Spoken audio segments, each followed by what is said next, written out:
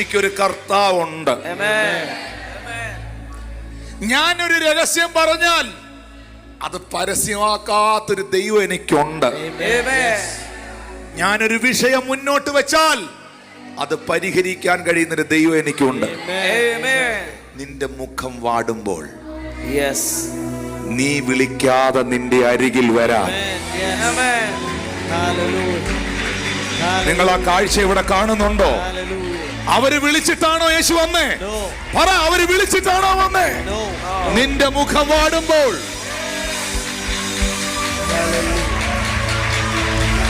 നീ ഒരു പ്രതിസന്ധിയിലൂടെ പോകുമ്പോൾ, ഓ, അനുഭവിച്ചവർ കൈയടിച്ചാ മതി, അനുഭവിച്ചവർ ആരാധിച്ചാ മതി, അനുഭവിച്ചവർ സ്തുതിച്ചാ മതി, അനുഭവിച്ചവർ ദൈവത്തിന് നന്ദി കൊടുത്താ മതി.